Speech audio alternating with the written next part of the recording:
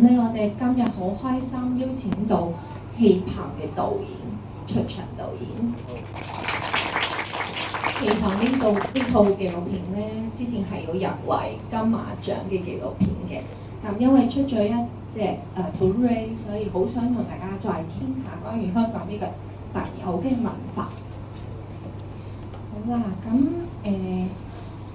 唔知道大家對於戲棚有點樣嘅情感咧？因為我作為台灣人咧，我自己就覺得好珍貴喎。因為呢個建築咧，佢需要一個咁大工程，1-2個月嘅時間去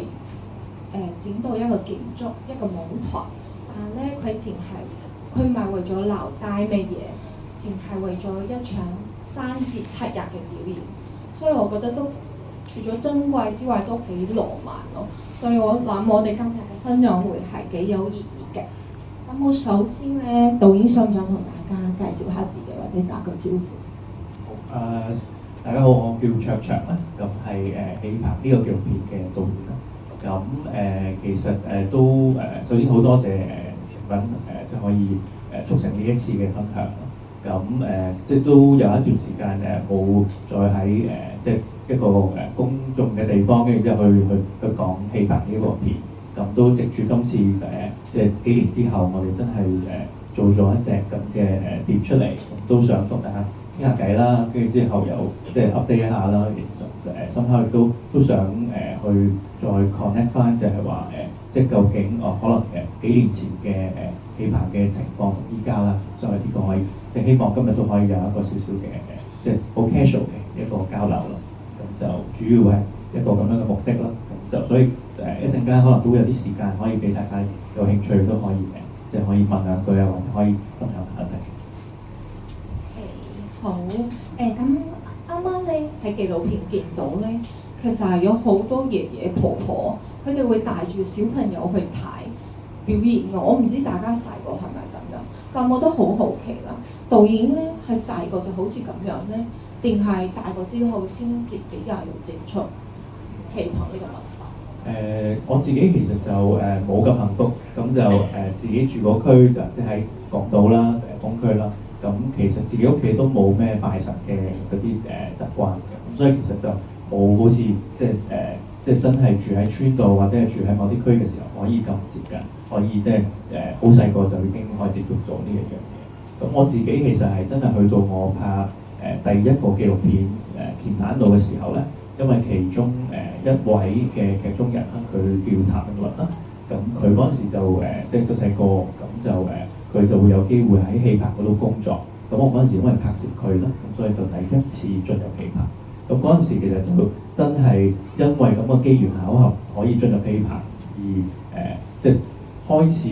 令到自己先至有機會接觸。咁就真係喺戲棚度睇戲，就發現哇，原來喺戲棚度睇大戲睇粵劇，其實係同我哋喺劇院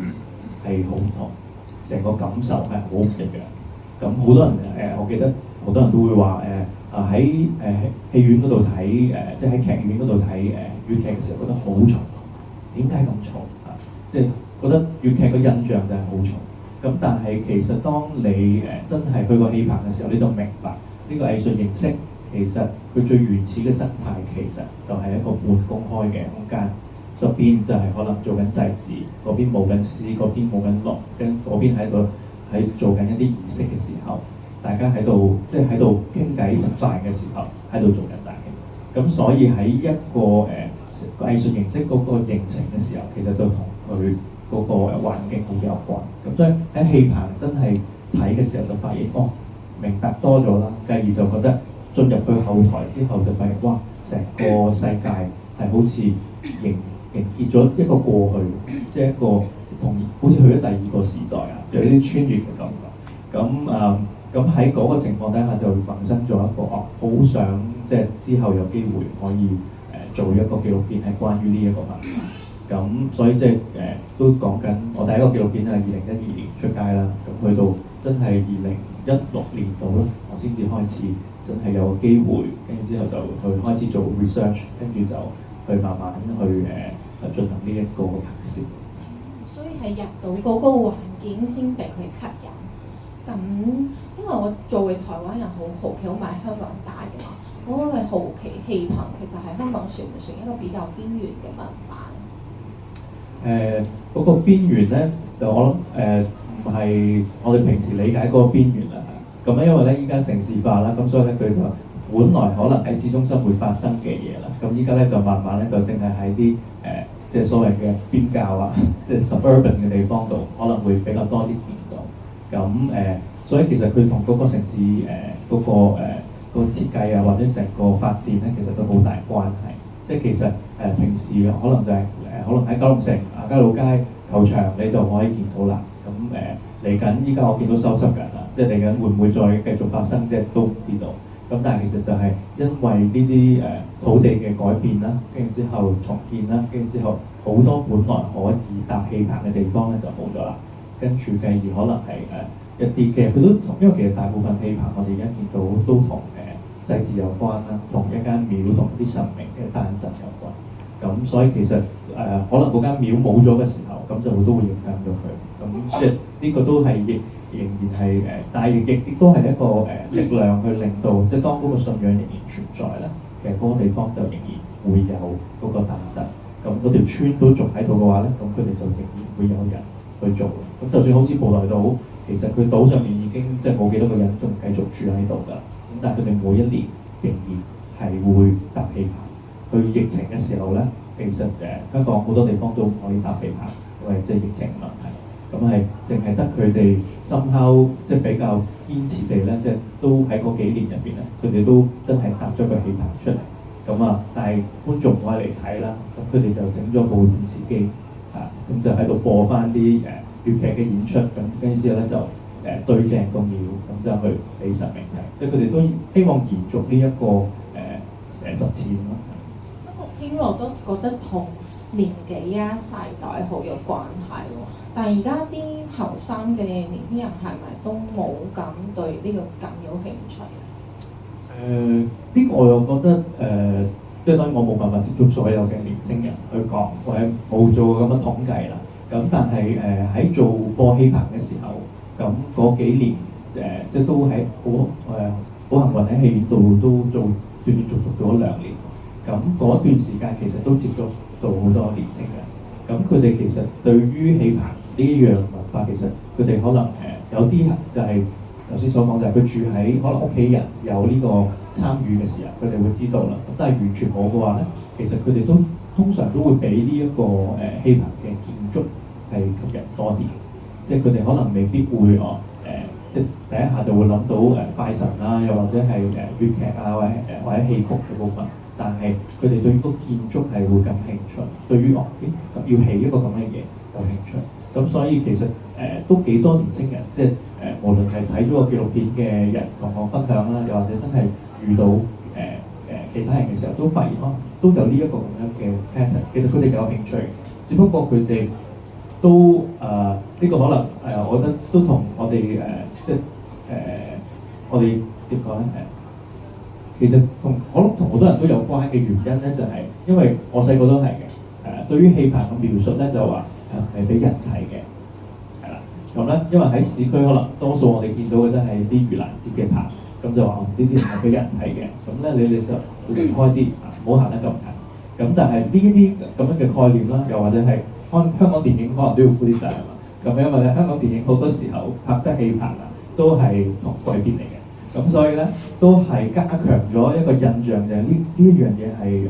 即係神秘或者同即係鬼神有關嘅。咁所以即係呢一樣嘢都可能係令佢哋覺得呢樣嘢佢哋冇關嘅。咁但係其實即係實質地其實就唔係咁，其實就係話係一個佢除咗係一個信仰啦，但亦都係一個社區或者係一個社群佢哋一個儀式啦，一個凝聚大家嘅一個方式。咁呢一樣嘢其實都係慢慢，我覺得即係透過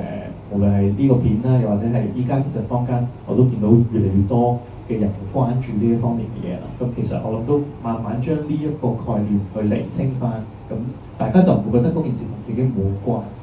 即係我唔係住呢條村，我就好似冇關啦。咁但係其實唔係嘅，其實呢樣嘢我覺得都係好同香港 connect 同成個文化都係有關。紀錄片見到咧，導演其實應該用咗幾年時間去拍晒香港各個地方嘅氣棚。咁長時間嘅跟拍啦，加埋你啱啱講嘅嘢，我覺得好似氣棚係已經成為咗一個地方嘅街坊，佢哋同成個社區好似一個維繫情感嘅方法地方啊，雖然係咁樣。咁我都幾好奇嘅，就係、因為我哋見到紀錄片其實成套都係冇講嘢嘅，但咧好似我自己我見到好多唔識嘅嘢啦，係嗰啲後台啊，佢哋嗰啲演員啊攞一啲嘢搽嗰啲頭髮啊，準備黐喺個呢啲位嘅，我都會好想問咩嚟㗎？但係咧點解導演選擇一個唔旁白又唔解説嘅拍攝方法咧？其實呢個都最初其實想咁樣做嘅時候咧，其實都心大心細。即係其實因為我之前即係呢個係我第3個紀錄片啦。咁我之前2個紀錄片其實都係即係拍攝人物啦，跟住之後其實都透過訪問去建立成個人。咁其實去到呢個片嘅時候就發現咧，我嗰個拍嘅主角其實佢唔係單純一個人，而係因為呢個空間呢個文化，佢其實係冇一個形態出嚟，即係冇一個即係一個無形嘅文化。咁其實點樣樣可以講到呢一樣嘢咧？其實唔係真係靠即係一個旁白或者去靠啲訪問可以建立到。咁反而其實最重要嘅，其實我自己覺得氣棚頭先都所講嘅氣棚呢個空間最特別嘅，其實係佢嘅聲音度。聲音嗰部分其實係佢最獨特嘅地方。其實就係話佢同我哋係一個即係佢個地方其實就係你個氣棚建喺唔同嘅地方，你喺個海邊，定係喺一個海灘嘅旁邊，定還是你喺鬧市，定還是喺個村落，其實側邊聽到嘅聲係好唔一樣。咁所以其實呢一樣嘢都係我哋好想保存落嚟，同埋就係話，我覺得嗰樣嘢就同我當初點解俾呢一樣嘢吸引一樣。其實我當初入去，其實我冇人同我做任何嘅旁白，冇人同我去講任何嘅背景，但係其實我入去呢個空間，我其實就會俾佢吸引。咁其實我都係分享緊一個我自己嘅經驗，就係我點樣俾呢樣嘢去吸引。咁我就呈現翻出嚟。咁有啲似好似用一個好短嘅時間帶你去睇咗一個展覽咁樣，即係帶你親歷其境，喺置身其中咁樣，喺嗰度聽到啲乜嘢，會見到啲乜嘢。咁你有啲似，即係有曾經有人寫咗話，會好似一個 spirit， 即係佢帶住你，好似喺個空間度一路喺度遊走，一路去唔同嘅角落，去睇唔同嘅人喺度做緊啲乜嘢，跟住繼而你去慢慢去感受呢個空間。咁呢個其實就係呢個紀錄片即係最想達到嘅一個效果。而其實實質就係話太多嘢解釋唔晒。我要解釋幾多咧？即係我其實每一分鐘每畫面入邊每一樣嘢都要解釋嘅話，其實根本就即係其實係解釋唔完。咁呢個都可以聯繫到就係其實我哋今次呢個Blu-ray 特別做嘅就係其實佢入邊就係我哋嘗試去做一個口述影像啦。咁希望可以俾一啲視障人士可以都可以去理解呢個空間。咁但係其實實質地，我嗰陣時去做嘅時候咧，我哋都有去，即係我自己有參與去審稿，一齊去諗點樣去講呢件事嘅時候，其實我發現其實就算係唔係視障嘅人士咧，其實用呢個方式去睇一次氣棚咧，其實都係另外一種嘅切入。其實就係有啲似好似旁述，即係有啲似好似描述緊畫面上面嘅一啲細節。咁我哋都冇辦法將所有嘅細節都講晒出嚟。咁但係我哋都有 pick up 一啲重要嘅嘢，跟住之後嘗試去就頭先你所講關於化妝嘅嘢啊，咁我哋嘗試去描述。咁其實即係呢一個我都覺得即係一個我哋覺得想嘗試用呢個方式去補一補。但係最初做呢個紀錄片嘅時候咧，就係希望大家其實睇完之後咧，反而係有一個衝動，想理解更多，想了解更多，想可能自己揾資料啊，想去氣棚度睇下，即係嗰個慾望，其實想引發大家嘅慾望、好奇多啲。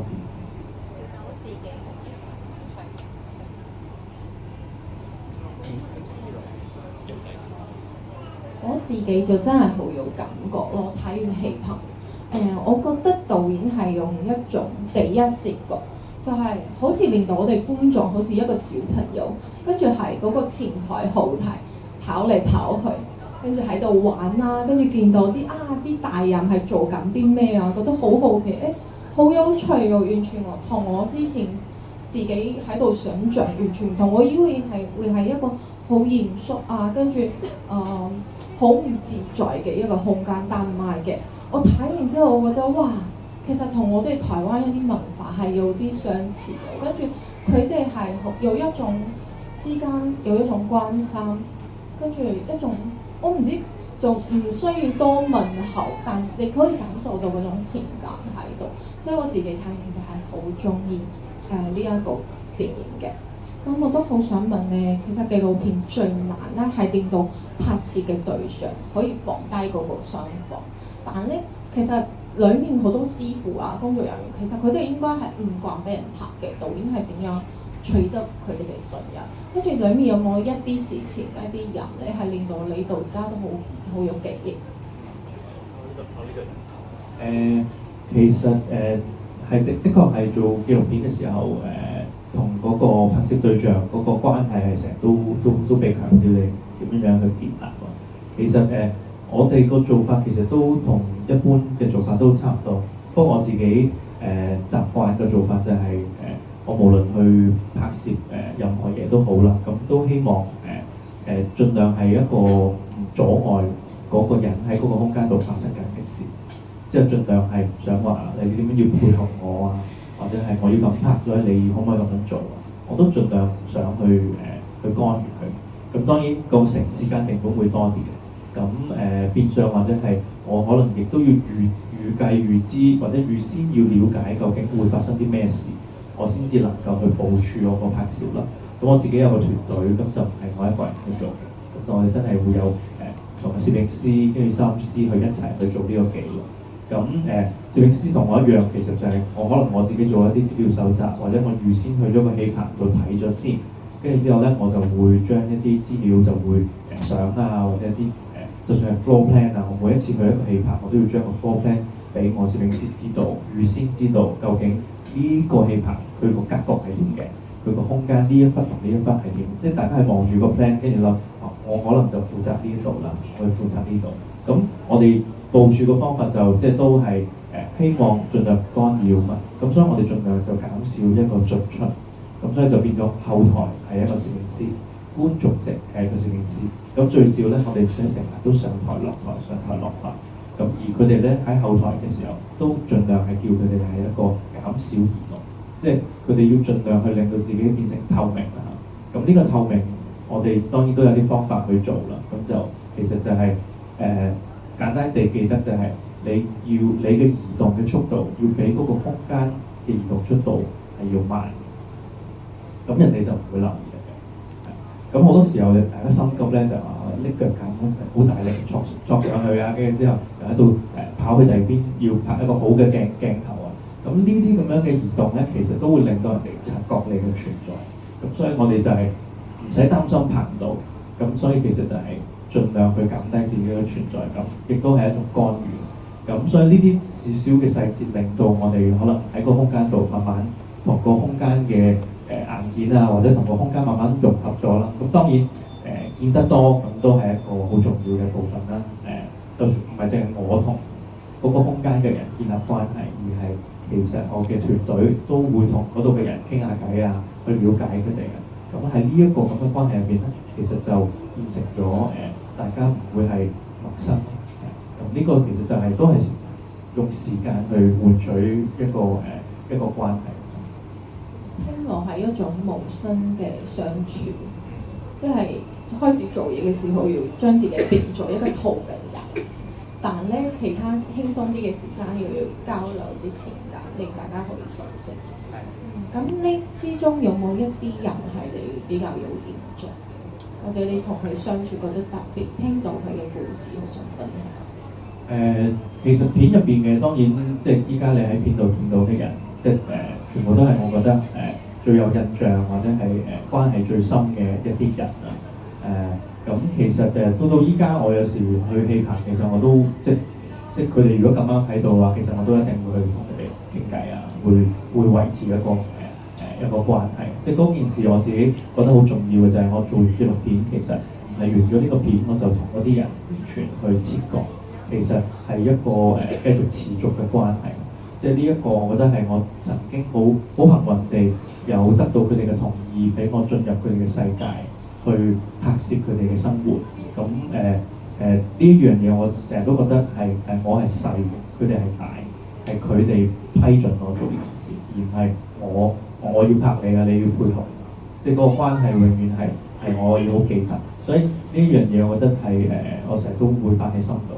咁繼而就係如果你話邊一個，我好難會講話邊一個係最有記憶，但係我會話頭先睇預告入邊最尾嗰個老先生，其實我拍佢嘅時候咧，佢都已經70尾㗎啦。咁就但係仍然都係做緊，到今天咧，我今年都仍然有去探佢，咁佢都仍然係做緊。咁呢個我覺得係佢係其中一個，我覺得喺呢個拍攝入邊對我嚟講係一個最大嘅啟發啦。佢個名叫石哥。咁一個過去其實佢係即係冇行，跟住之後會有角色去做嘅。咁但係慢慢年紀大啦，咁開始就開始做一啲所謂嘅配角啦，或者係一啲群眾嘅演員。咁但係佢仍然就係喺呢個戲棚度繼續生活。咁佢好特殊嘅一個感覺俾到我，就係佢好自在嘅喺個空間。佢自己會帶啲煮食爐具啊，跟住放喺現場度，跟住之後會煲湯啊，跟住之後有時就會好多時都會喺嗰度留宿啊。咁其實佢就當咗嗰個空間係屋企一樣。咁其實我都知道佢喺每一日喺嗰度嘅工資其實並唔係好多。咁其實佢去到嗰度就好似我哋平時喺公園度嘅見到一啲長輩咁樣，其實佢就係去見下啲朋友。做下啲自己中意做嘅嘢，只不過佢中意做嗰樣嘢係要化妝，要有觀眾，就唔係捉棋。咁嗰種自在，我就覺得係好令我有印象。即係亦都係一個就係、其實我哋當可能我哋因應我哋各種因素或者年紀，可能我哋冇辦法喺嗰個行業或者喺個空間度變成個主角，但係我哋係其中嘅一支竹，或者係一個螺絲，或者係點樣，即係我哋喺嗰個成個儀式入邊，或者係成個行為入邊，我哋都係參與。其實冇咗任何一支竹都係唔得。咁我覺得呢一種嘅關係，我覺得係大家冇血緣，大家唔係嗰條村嘅人，但係都一齊去做呢件事。咁我覺得係做呢個紀錄片最大嘅感受。我其實都記得到啱啱講嗰個老先生，因為我見到佢係表演完之後嘅夜晚咧，佢係揾一張木板咧，就咁樣瞓喺上面。跟住我覺得哇，佢聽日仲要繼續表演，我瞓喺個木板上面，聽日咪全身酸痛啊！我覺得好唔捨得咯。但我覺得戲棚呢樣嘢，其實大家而家最擔心就係演員啊，嗰啲搭棚師傅啊，其實年紀都已經好大，跟住揾唔到人去接手。作為年輕人，可能對呢一行可能唔會覺得佢係可以賺到錢，又唔願意咁辛苦去做呢樣嘢咯。因為始終呢個都係需要一個信念。係，跟住我想問一個比較嚴肅嘅問題，就係導演覺唔覺得？因為我哋出咗個碟啦，你覺唔覺得影像保存係等於文化保存咧？因為而家大家都知道啦，新聞睇到啦，其實每一年起緊嘅戲棚係不停減少。咁如果有一日香港再見唔到戲棚，其實我哋真係會失去啲咩？最開頭講嗰樣嘢就係話我諗我無論係拍呢個紀錄片啦，又或者係出呢隻碟啦，其實都係想多一個記錄啦。因為其實好多嘢其實就係我哋淨係喺個腦度留低就足夠嘅，咁可以做到記錄嘅，就盡量做記錄啦。無論係拍攝啦，就算係淨係影相啦、文字啦，其實畫或者係插畫都好，即係其實各種嘅形式，我覺得去嘗試去做一個記錄咧，都係重要嘅。咁哪怕就算你帶自己嘅小朋友或者帶自己嘅朋友一齊去呢個空間度去睇，跟住之後去留下一啲記憶咧，都係好嘅，我覺得。咁所以我覺得其實文化嘅一個保存其實每一環都要做啦。咁我當然會覺得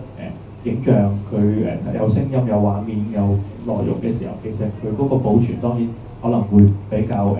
比較完整。相對啦，其實但係其實我自己當然都會覺得一個文化保存其實除咗喺呢一啲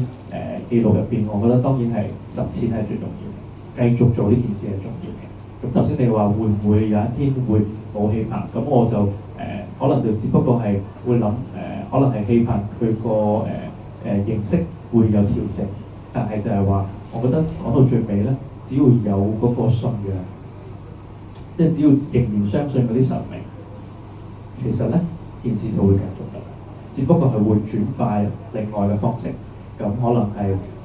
依家大家討論嘅可能係嗰個戲棚嘅大細啦，可能會因為資源可能會縮細啦，演出嘅日數可能會縮短啦，跟住之後邀請嘅戲班可能冇咁叻啦，即係都同資源有關。咁又或者可能因為其他嘅因素令到可能嗰個建築嘅材料可能會有轉變啦。其實而家都開始慢慢有一啲轉變嘅。咁例如好似盂蘭節嘅棚，其實佢都唔係再用竹㗎啦。咁其實應該淨係據我嘅理解咧，應該其中一個會仲用竹嘅咧，就係每年喺中山公園嗰度會有一個盂蘭嘅棚，嗰度係做神功粵劇。咁嗰個棚都有仍然用竹。咁其他嗰啲咧就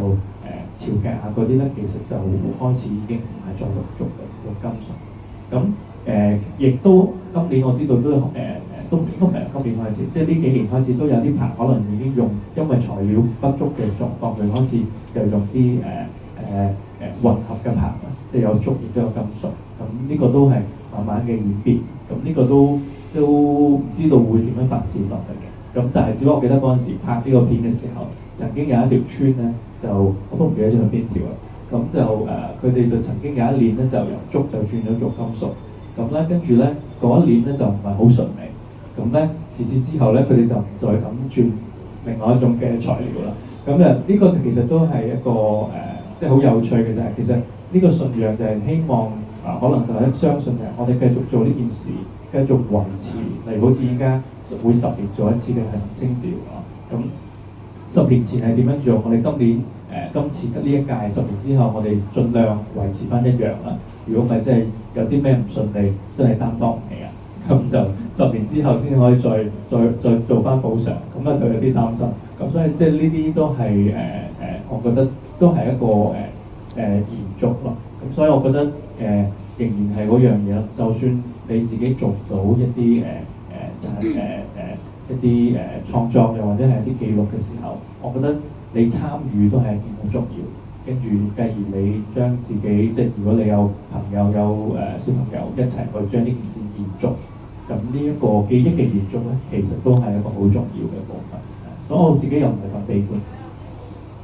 所以其實我哋每一個人都可以用我哋自己嘅力量去令到戲棚呢個文化延續落去。無論係你嘅記憶啦，或者你將你嘅記憶畫咗一啲文字啊、美術嘅作品啦，或者你去影相，或者最重要嘅係你帶你嘅屋企人、小朋友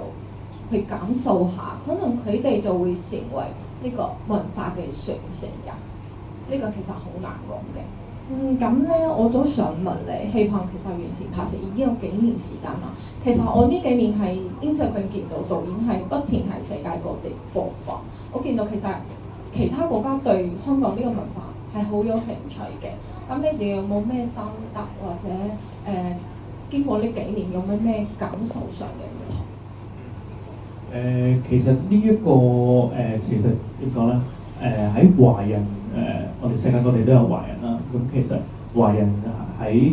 唔同地方，其實佢哋都有信仰啦。所以有信仰嘅時候，其實佢哋都有自己嘅方法去做佢哋嘅酬神嘅方式。咁其實好多地方都有神功戲去做。咁東南亞、台灣啊，咁其實呢啲唔同地方，其實佢哋都用佢哋嘅方式去做，只不過規模有啲唔同。咁可能我去到新加坡嘅時候，佢哋可能有唔同嘅語言嘅族群啦，咁所以佢哋即係會因應佢哋嘅族群去做翻佢哋自己嘅一啲酬神嘅活動啦。咁佢哋個棚都多數都係而家見到都係金屬嘅。咁例如好似喺台灣嗰度見到嘅時候，咁佢哋有一啲咧就係都係用緊車去改裝成為一個隨時可以移動嘅舞台啦。咁跟住之後咧就而佢哋嘅觀眾席咧就冇我哋咁幸福，咁就冇瓦遮頭嘅。咁所以落雨咧就一係就着雨褸攬遮，一係就冇觀眾㗎。咁所以其實就嗰個所以佢哋咧，我帶呢個片去到唔同地方放嘅時候咧，佢哋都話：哇，點解你哋香港咁使得錢嘅？即係點解會咁大規模？即係每年跟住之後，但係又係臨時嘅喎，即係又唔能夠持續嘅喎。咁即係我都會有問嘅，其實就係，但係就係話呢一種臨時呢一種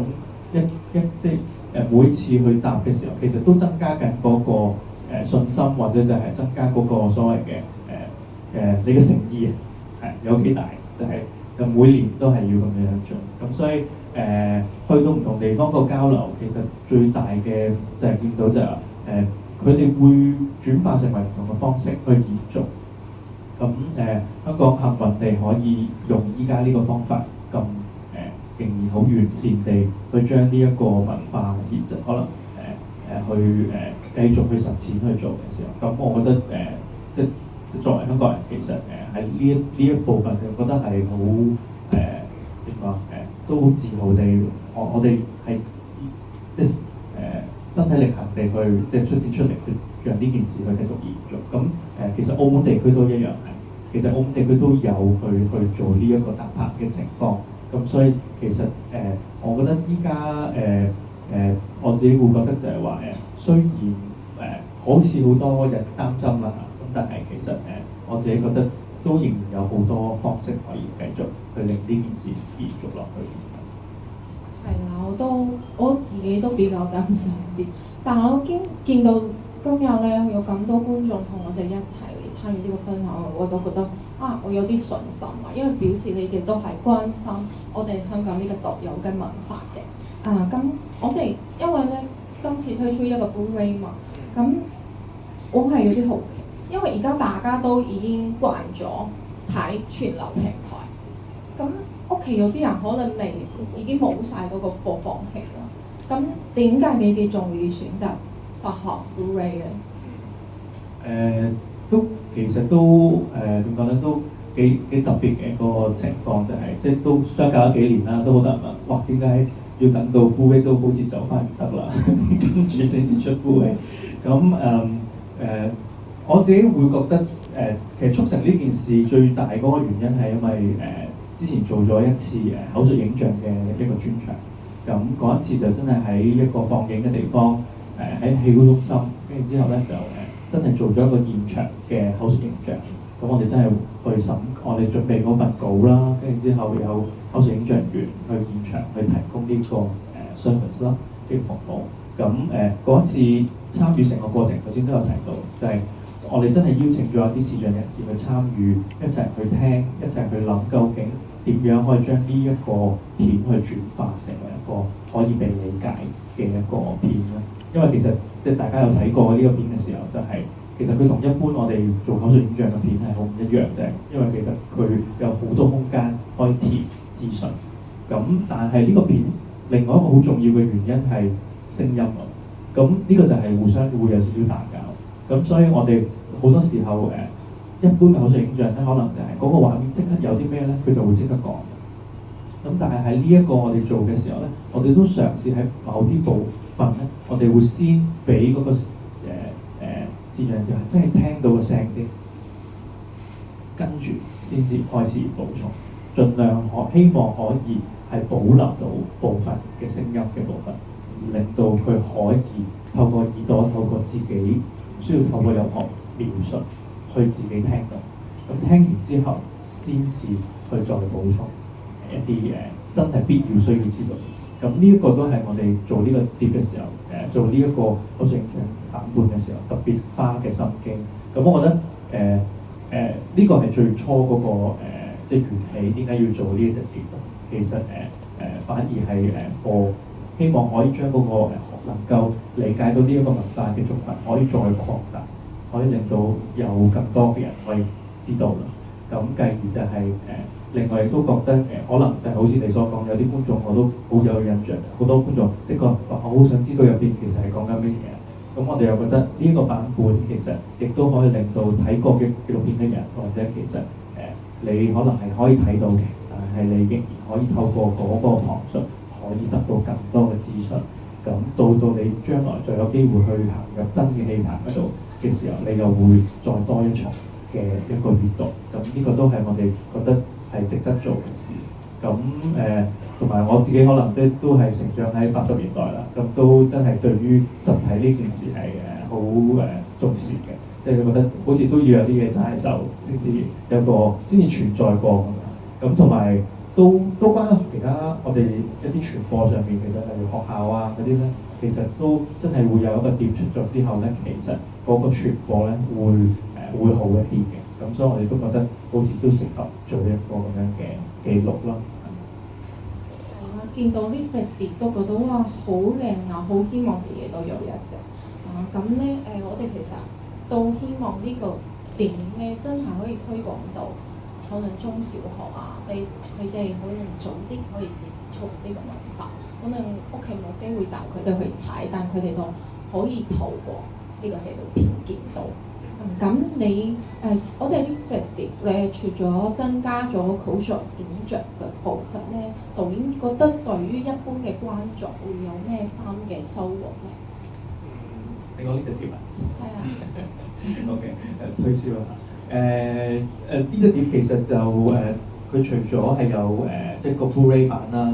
口述影像啦，咁另外仲有一本書仔嘅。我哋都特別喺嗰個片入邊，即係去揾到一啲比較重要嘅。一啲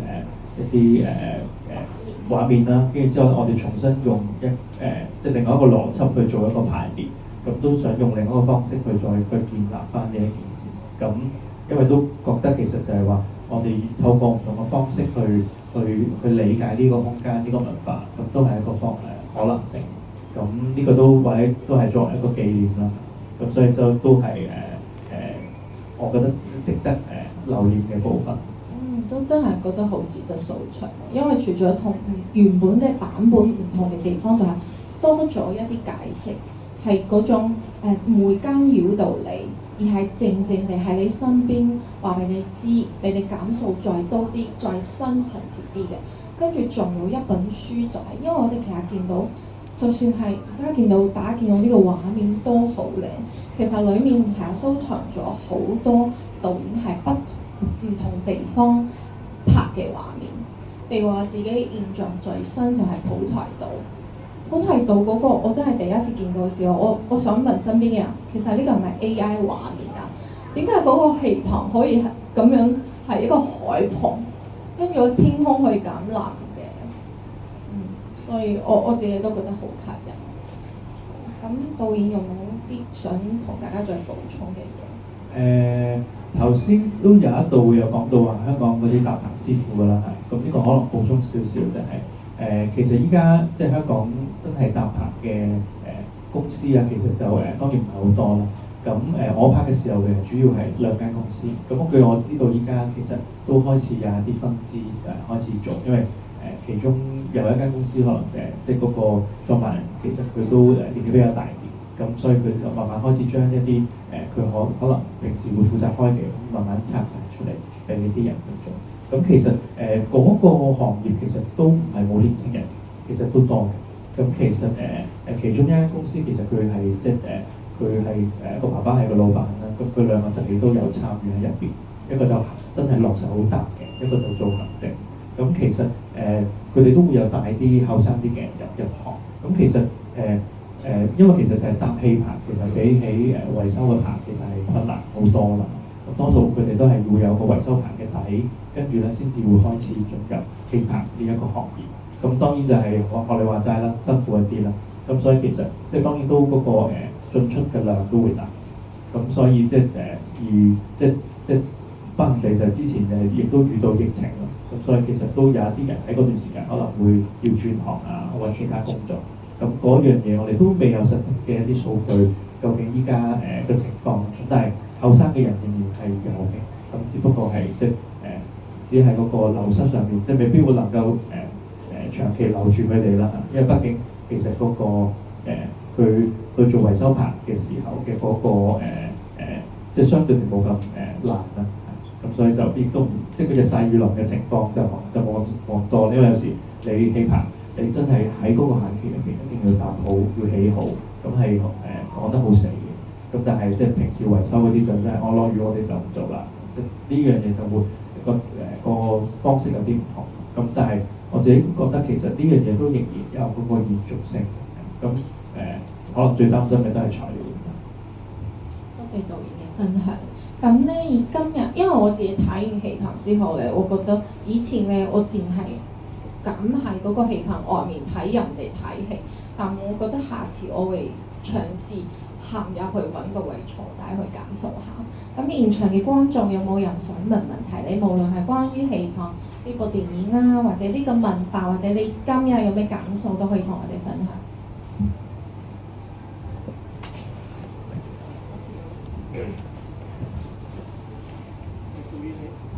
你好啊！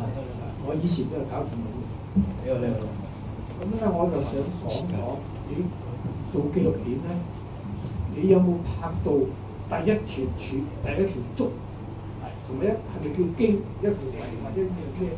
有冇拍到咧？呢個就好大嘅技術問題。第二個問題就想紀錄片係冇 take two 啊。咁你有幾多個人幫你手咧？有幾多個 camera？嗰啲煙恤你係點擺落去咧？好多謝。好多謝你。其實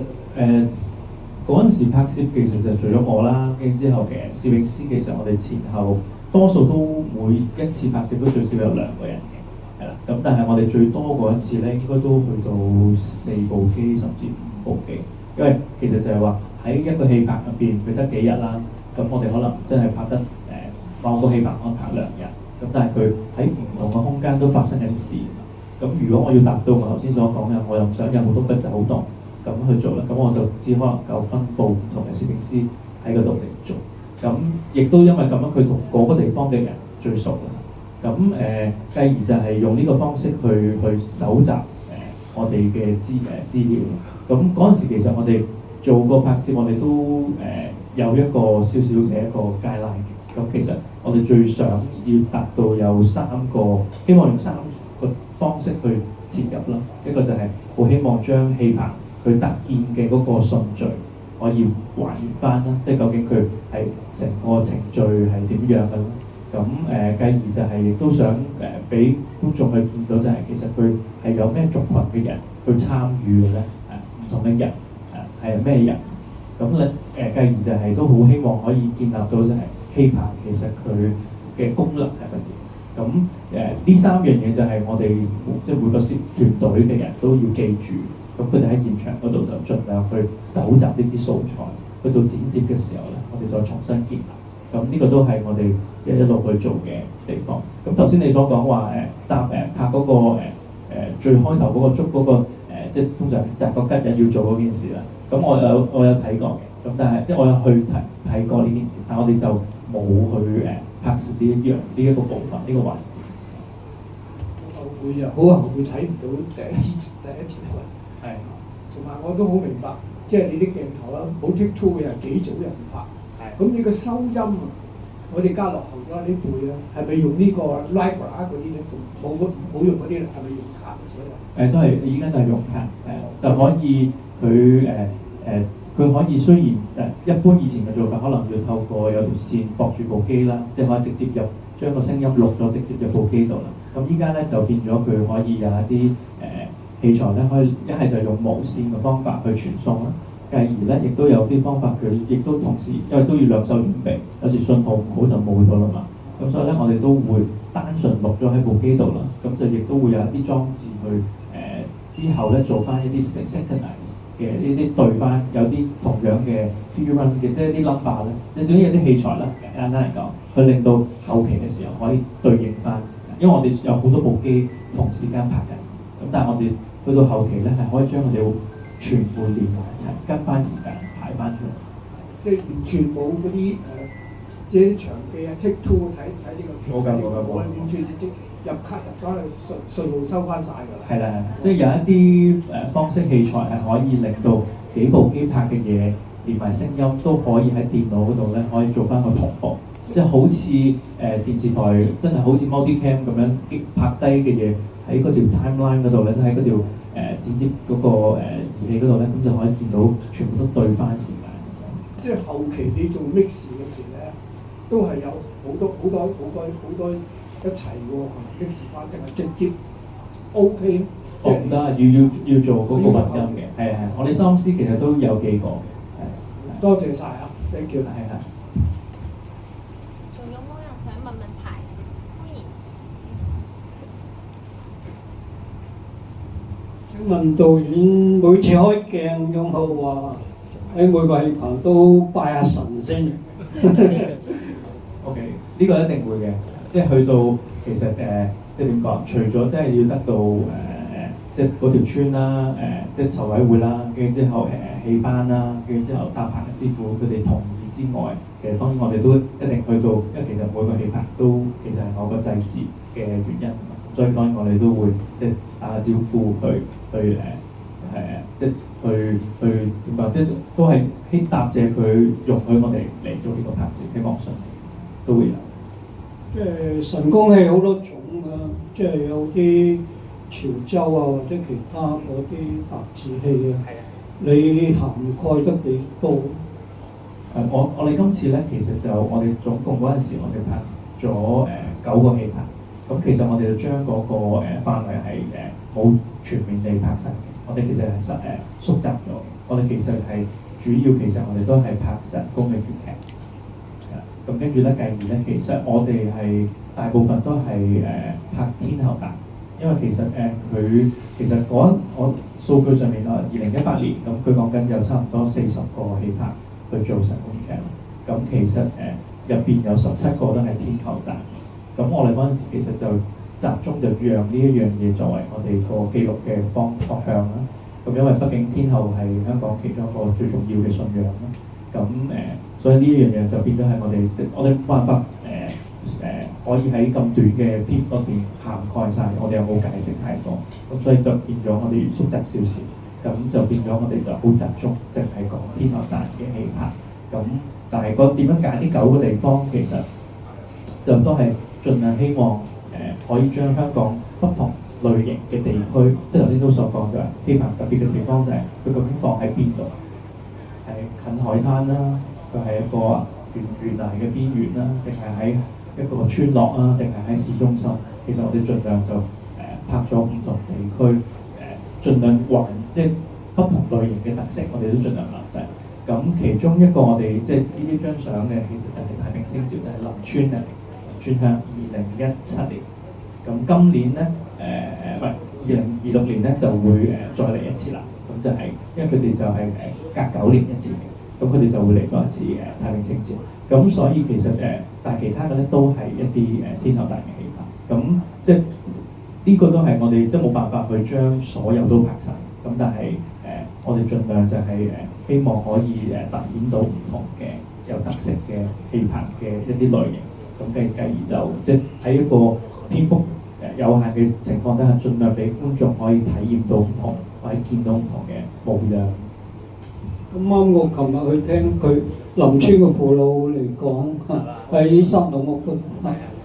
咁有冇話你有冇咩你覺得係你好想拍而有啲遺憾冇拍到嘅咧？即係遺憾一定好多啦，因為係啦，即係其實2018年我係拍咗2017同2018啦。咁其實都當陣時有運作嘅戲棚，咁有部分今天都已經冇再搭戲棚。咁即係如果你話最可惜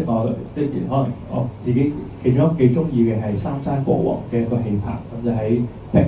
住坪石嗰邊，咁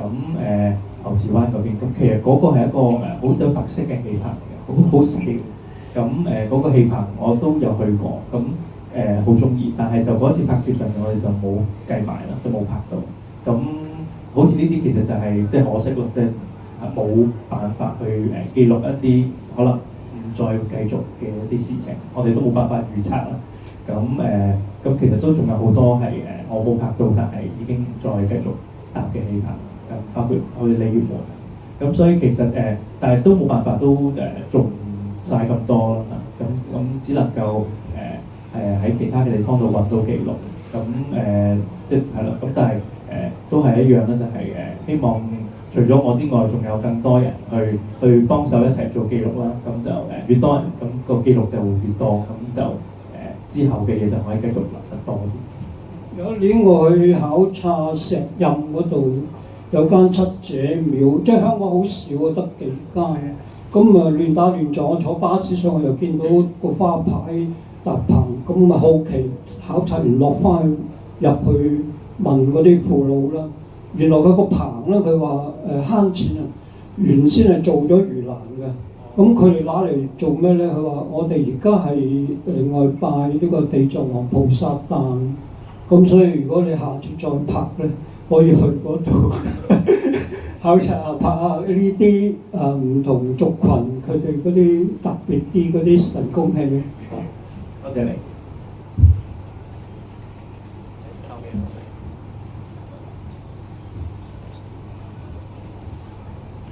想問導演，譬如已經拍咗第二套嘅紀錄片啦，咁你諗住再繼續拍落去咧？咁其實香港都有好多唔同嘅文化嘅其實真係需要透過啲影像保存嘅。咁你有冇預計你會即係將來如果再拍嘅話，會拍啲乜嘢咧？唔該。好。其實完咗呢個紀錄片之後，我係21年嘅時候有再做咗一個關於天后廟嘅。咁嗰陣時就係機緣巧合嘅呢個南丫島嘅索罟灣嗰邊咧，就係一個社區計劃，咁係一個公共藝術嘅。咁佢揾咗唔同嘅啲不同類型嘅藝術家去做一啲藝術創作。咁我嗰陣時就參與入邊，咁我就做咗一個片咧，就叫《風調雨順》。咁嗰陣時就其實就拍索罟灣嘅嗰個天后廟啦。咁跟住之後繼而就亦都有拍到市區幾間嘅天后廟。咁包括深水埗啊，跟住之後包括土瓜灣啊，咁嗰陣時就做咗一個咁嘅作品。咁其實我諗點解會做嗰個作品咧？其實都係因為戲棚入邊其實涉及關於講嗰個信仰、關於廟嘅嘢，其實好比較少嘅。咁所以其實就因為嗰個契機底下咧，咁就咁啱南丫島我又未拍過喎，跟住之後市區好多天后廟，即係佢哋冇搭戲棚，但係其實佢哋都喺香港嚟講係。我嗰陣時揀嘅一啲天后廟都係當陣時佢 suppose 咧，佢望喺個廟個神像望出去嘅視覺係見到個海。咁我哋嗰陣時都專登揀過一啲嘅廟啊，或者係佢甚至佢出面係一個避風塘咁嘅一啲地方。咁我哋去做一個記錄，咁都係希望用另外一個角度啦，咁就去即係算係戲棚嘅姊妹作咁啦，即係補充翻另外一邊嘅部分。咁即係我都係頭先所講啦，其實香港有好多文化嘅嘢係需要俾記錄，去做一啲分享。咁不過一個人嘅力量就有限啦。咁但係我見到其實即係都今年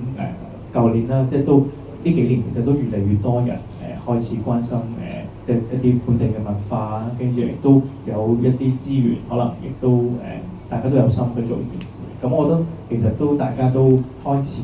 有呢個諗法嘅時候，我覺得其實都係一個幾好嘅一個轉變啦。咁亦都明顯地唔再係可能係單純地就係可能係長輩先至開始對呢件事有興趣，要覺得記錄，反而係一啲即係年青嘅人都開始覺得揾翻嗰個關係，即係我覺得佢覺得嗰樣嘢同自己有關係好重要。其實我覺得搭戲棚嘅同我哋去拜祭先人係一樣，即係其實嗰樣嘢我哋每個人都要做嘅時候，其實呢一個戲棚嘅文化都一樣，係同我哋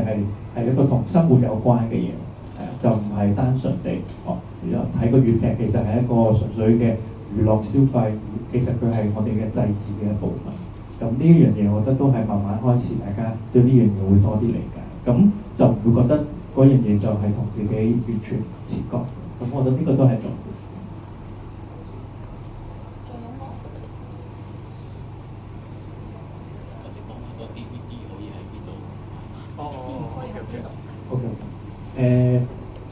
下推廣下。咁今天喺呢度就買唔到呢隻碟嘅，咁但係咧嚟緊就陸續喺啲唔同嘅地方會有得賣嘅。咁依家如果你話今天你就想買咧，咁就可能要去到百老匯電影中心嘅 Kubrick 佢哋嗰個影碟部嗰度咧就有得賣嘅。咁跟住咧，其實下個禮拜你就應該會喺高先嘅電影院嗰度咧，亦都可以買到嘅。咁再遲啲應該我哋都會喺 CD Warehouse 嗰度都會有得賣。咁所以大家就慢慢我哋有個 IG 啦，咁係戲拍啦，咁 Facebook 都係。咁喺嗰度咧都會有最新嘅資訊可以俾到大家。咁希望大家未睇戲拍嘅或者睇過嘅都可以即係買翻一隻去或者送俾朋友，都係一個幾好嘅選擇。多謝導演嘅分享，同埋多謝大家今日過嚟參加呢個分享會啦。我希望大家之後都可以繼續關注香港文化作唱導演，同埋佢之後都會有其他新嘅作品嘅。咁我哋今日如果有人想簽名嘅話咧，可以喺度上前過嚟咯。如果大家要想簽名嘅話，嚟。你講緊如果你有大碟嗰啲，係你哋用咩之前攞到啲 poster 啊都可以。我哋再俾次掌聲導演。多謝大家今日花時間過嚟。咁都做下另外一個宣傳啦，即係今天開始啦，錦田鄉嘅戲拍咧就開始有戲睇啦。咁就由今晚啦到23號晚咧，都會一連6晚都會有戲拍嘅神功戲睇啦。咁日頭亦都有嘅，其實。咁所以咧，如果你咁啱有時間咧，就可以即刻去錦田鄉嗰邊。咁就不過咧就話人都比較多啲，話啲交通比較唔係咁即係可能由唔知應該要由個地鐵站嗰度行入去，或者搭巴士再行入去可能會方便啲，就唔好再等嗰啲小巴。咁總之希望大家有機會去真嘅戲拍。咁或者錯過咗錦田鄉咧，明年新年開始咧，今年嘅即係新年嘅時候開始就會有另外一個循環嘅神功戲，咁都大家可以留意下。咁就希望大家可以自己去感受下。多謝大家。多謝大家多多參與我哋香港嘅文化。咁咧，如果有買碟或者有 poster 想簽名嘅話，可以上嚟